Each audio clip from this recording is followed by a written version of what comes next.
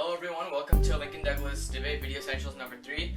This one is going to be about the value criterion. This is an especially important video, so you're going to want to pay close attention. Let's get into it. So what exactly is the value criterion? Well, the value criterion, simply put, is our way of evaluating the value.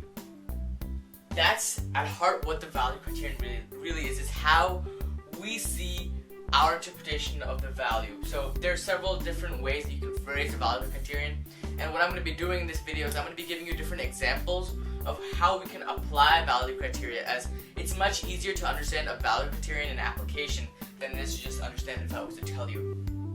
So to be able to understand it better, let's have a quick recap. If you watched the last video, you'll get this pretty well, but if you didn't, I suggest you go back and watch it. It's the one on value. In that we explained that we have what's called the framework, and in the framework there are several key components. You've got your value, you have your value criterion or your standard. I'm just going to write VC here, or S for standard. You have value criterion justifications, denoted as VCJ over here, or standard justifications. You got your definitions, and you have observations. Now each part of these, I'll just make this V. So each part of these has an integral part in the round, and this just is a section of the framework, of the case, called the framework. And in the framework, today we're concentrating on the value criterion or standard, so that's here. Now why is it important? Because your value criterion is going to support your value. It's going to show you why your value criterion, well, it's going to show in the round why your value criterion is the best value criterion for the round. Your opponent may have the same value criterion as you, or may have a different value criterion, but what matters is how you argue your points under your value criterion. So let's set it up like this. Now if you look over to in the green section, you can see that I've outlined, this is what's going to be our sample case for this part of the video. So right now, we've used the value of morality. So in most rounds, you're going to have your value being morality, because that's just the way, because Lincoln Douglas debate is moral and ethical debate, so we're going to use our value as morality. Now our value criterion, let's refer back here. Our way of evaluating the value. So how can we choose to evaluate morality? How can we put morality on a scale?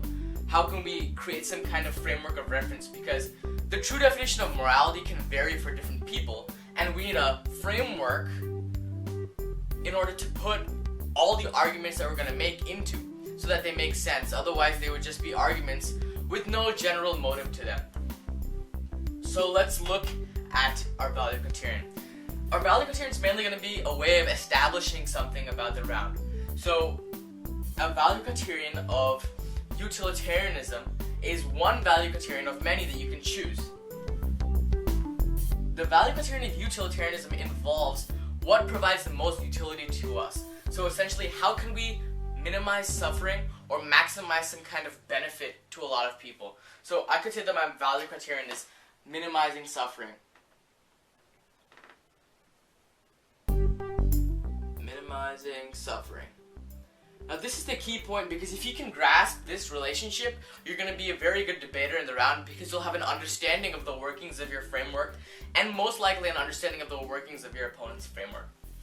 So if we have a value criterion of minimizing suffering, how does that achieve morality? Essentially, how is minimizing suffering our way of evaluating what is moral? Well, this is an easy one, and that's why it's picked a lot, because of the fact that minimizing suffering means that we are going to be preventing the most pain from happening. We're going to be stopping more pain from happening than anybody else could with any of their arguments. So that means, through the utilitarian system, that it will be moral if we minimize suffering. So essentially, we can evaluate who is more moral in the round. So you or your opponent is debating. You can say, I am more moral, or I uphold morality better because I am minimizing more suffering. So this is one way of setting up a framework in the utilitarian way. Utilitarianism just means, basically, it's a body count. The ends justify the means.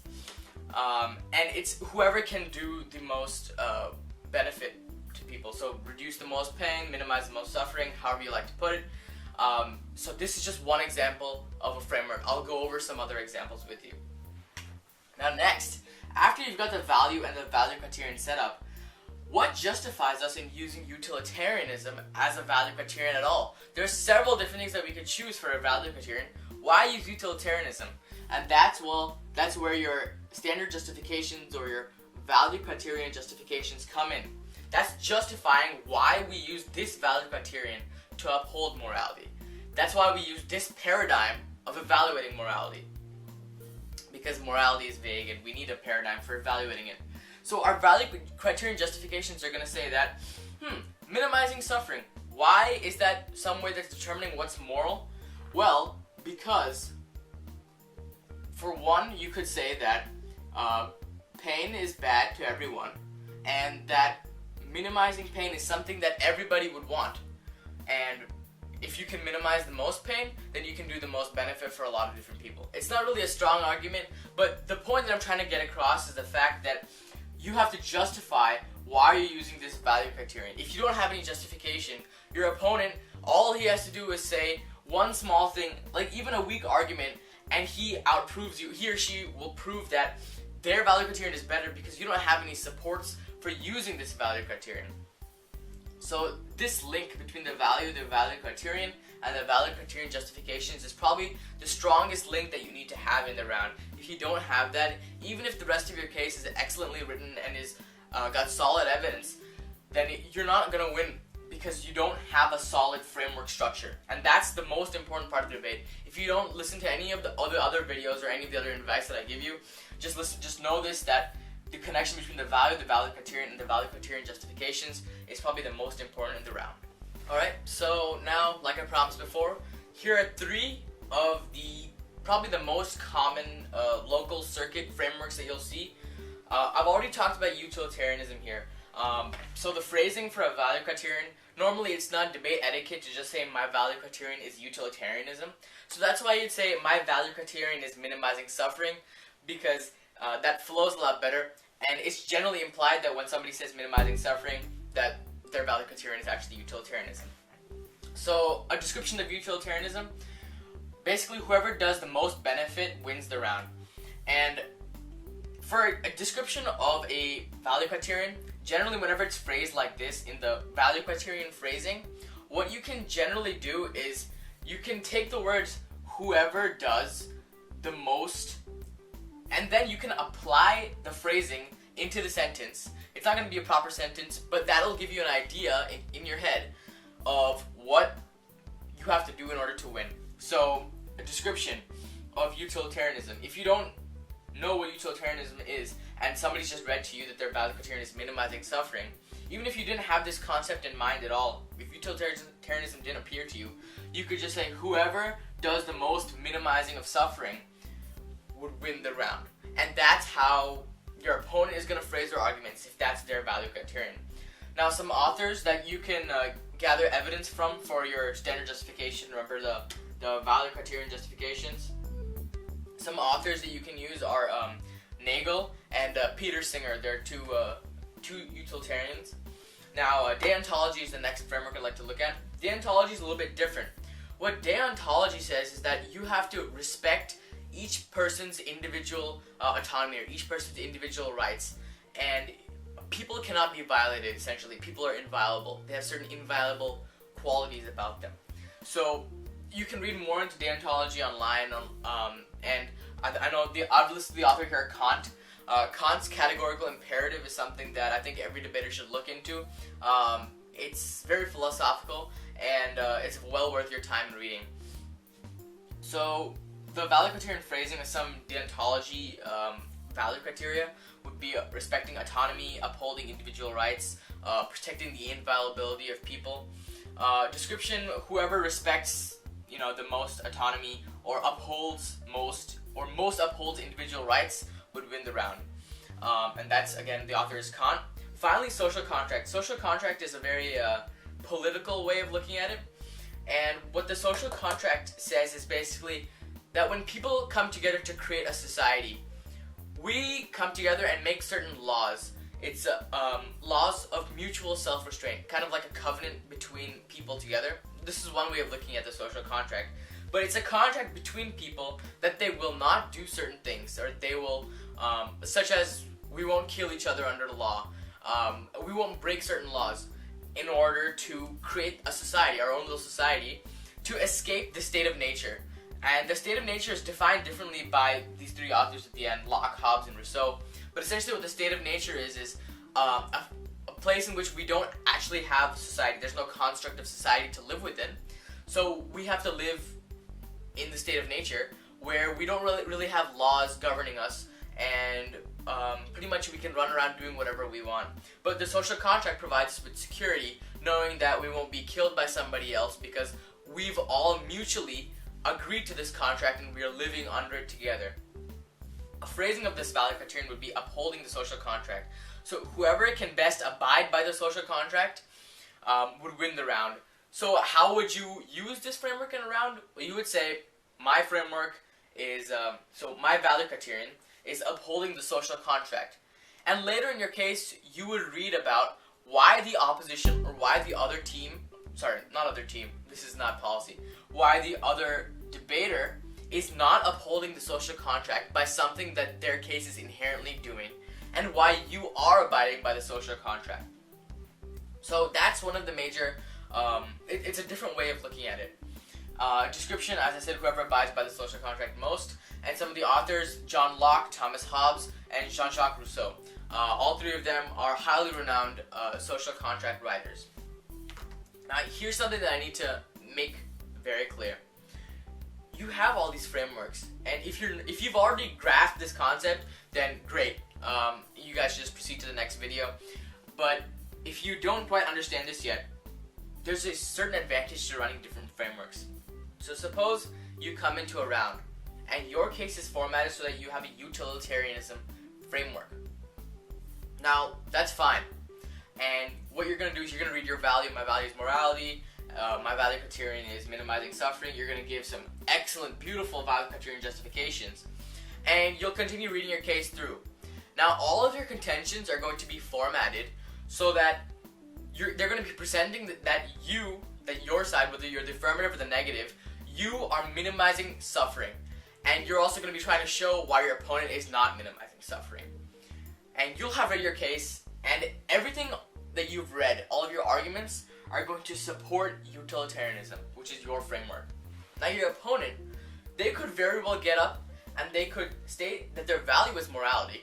Their value criterion may also be utilitarianism, and they'll give justifications for why you use utilitarianism. And then they'll start reading arguments, but it'll be why their side minimizes suffering more, and why your side, the one that you just supported, does not. In that situation, you're going to have to debate between your arguments themselves. So you can point out to your opponent, no, your argument that your side minimizes suffering more is actually wrong because your sample size is so small, and mine is a meta-study. It samples many different studies and different articles. So you should trust my statistics over yours. That is, if they're both concerning the same section. In that round that you're going to have, if both of your frameworks happen to be utilitarianism or minimizing suffering, then your debate is going to be focused directly upon your arguments, about which arguments you're going to be making. But what happens if you come in reading utilitarianism and your opponent has their framework of deontology? They can choose that. They can choose any framework. It doesn't have to be any of these three. There's hundreds of thousands of frameworks out there. And what are you going to do when they start reading justifications for deontology? In that scenario, what you are going to have to do is not only will you debate at a framework level, you're also going to debate at a substantive level, or something concerning the substance, the arguments of the round. So, first what you're going to have to do is you're going to have to address their framework. You're going to have to show, A, why is utilitarianism a better way of evaluating morality than deontology? Because you're going to have to tie this all back into the value at the top. So you're going to have to show why utilitarianism is better than deontology, and they're going to have to prove why deontology is better than the value. See, essentially what the judge is going to do in the end is the judge is going to pick which debater has shown me that their value criterion should be the value criterion that we evaluate the round through? Why should I, the judge, use this debater's value criterion in order to evaluate morality? Why didn't I choose the other debaters? And that's your job. If you're the one arguing for utilitarianism, you're going to want to make the best case possible to the judge that utilitarianism is going to be the best value criterion for evaluating morality, or whatever your value happens to be. But you're just going to have to show that you best uphold your value. Your opponent is going to have to try and prove why utilitarianism is not as good a value criterion of evaluating morality or the value as deontology will be. So you're going to have a fight in there about who better upholds morality, and then about who better upholds the value criterion. So let's say that you've just gone into the round and you started having your debate, and you have utilitarianism as your framework and they have deontology. Now you're going to be trying to prove why utilitarianism better upholds morality. They're going to show why deont better upholds morality. And suppose you find out in the middle of this that, suppose your opponent finds out that, hey, utilitarianism, maybe it actually is a better system. This can happen during the round. Your opponent can decide that, okay, my framework of deontology is maybe not how I'm going to be winning this round. So I will use my opponent's framework and drop my own. So your opponent would say, I concede my opponent's framework of utilitarianism. What that means is the utilitarianism framework is the framework for the round. Any argument made is going to be evaluated through utilitarianism. Before that, if they didn't say that, they're still going to be trying to prove the whole round why deontology is better than util, why deontology is better than util. That's going to keep going on and on and on throughout the round. However, if your opponent feels like they have enough utilitarianism framework arguments within this framework to support the value, then they can essentially let go of deontology as a framework and use utilitarianism instead. So that's a decision in the spur of the moment that you can make. Obviously, you should consider it before you concede framework, but that's always an option.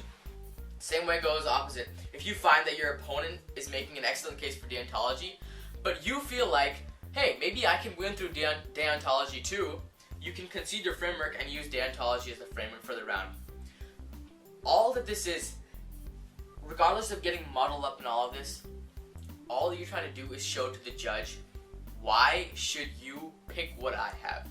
If I'm running a util framework under the value of morality, why should you pick the util over deontology? You're basically trying to prove why your framework is better than your opponent's framework.